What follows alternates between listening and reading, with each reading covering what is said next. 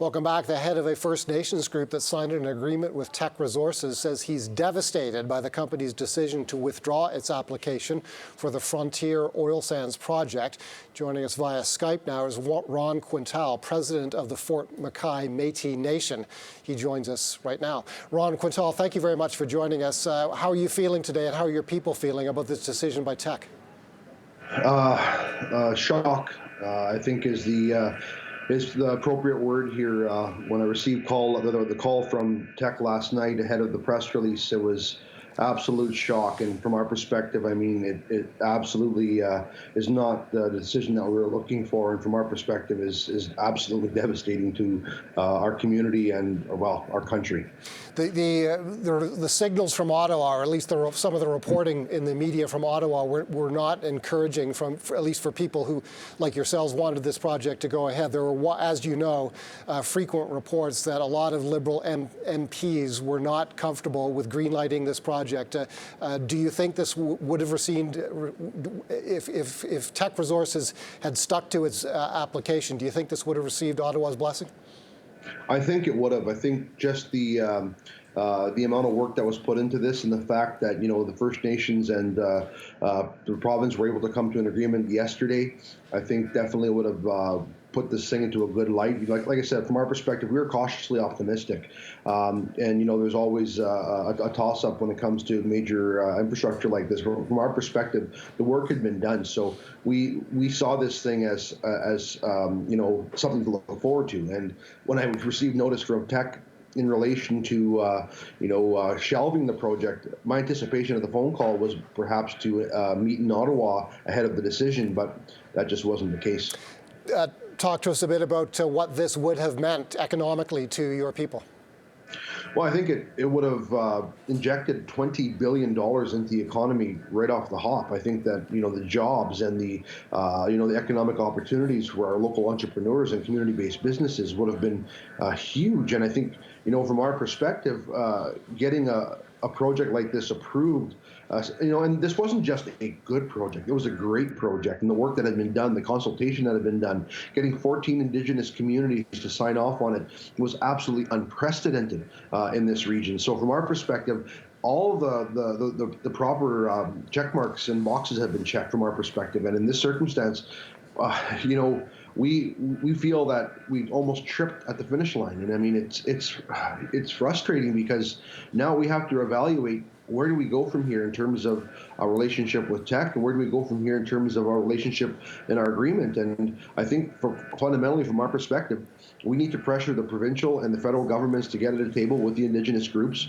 for the purposes of trying to find a better path forward. It seems pretty obvious when you follow this issue, or you follow the issue that's ongoing right now with respect to the Coastal GasLink pipeline in BC and protests over that pipeline, that a large portion of the environmental movement in Canada, and indeed perhaps a large portion of the political left in Canada, pay close attention to some Indigenous voices, but not others. And the others that seem not to get paid a great deal of attention to by people on that side of the debate are the people who want those projects to go ahead, who think that they're crucial for the economic future of their communities, and in particular for the young people in those communities. Do I have that right? What do you think about that question? Well, I think you're 100% accurate. I think that, you know, in a lot of circumstances, the moderates or the groups who choose to do dealings with oil proponents, gas proponents, for the betterment of lifting their communities out of poverty and trying to find a better path forward for their communities are marginalized. I think that, you know, it's perhaps it's not sexy enough to have Indigenous groups speaking, pro-development, but from our perspective, you know, we choose not to walk in protests in the streets in opposition of their cause. From our perspective, you know, I think that there's been a polarization of the Indigenous people of this country, and I think that the environmental groups are just as guilty of that, and environmental groups are not even from this country. And I think it's unfair to use Indigenous people to polarize an issue, and I think it was unfair not just for the government, but for these environmental groups to use a project like Frontier as a lightning rod, especially when the environmental mitigation was unparalleled to any other project in our territory. So from our perspective, you know, we've just clip the wings, if you would, of one of the best projects to ever come out of this region in terms of consultation, in terms of environmental mitigation, in terms of economic sustainability.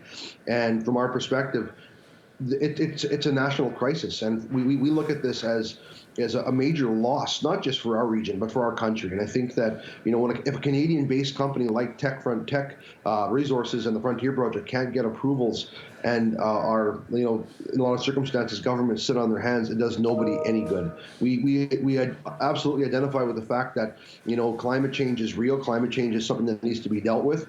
And I believe that the only way we can deal with climate change head on is to have the proponents a part of that conversation. In this circumstance, Teck was prepared to look at that. And so I think that like I said, we need to do something different, because what we're doing right now isn't working. We're almost out of time, but are there other projects, are there other developments that your people are looking forward to with a view to economic development? There definitely are. I think that there's no shortage of active applications and mines in the area. I mean, this isn't the end for us, but at the end of the day, it's the end of a huge opportunity. And from our perspective, now we have to deal with damage control and what comes after the fallout. Ron Quintal, thank you so much for joining us today. He is president of the Fort McKay Métis Nation.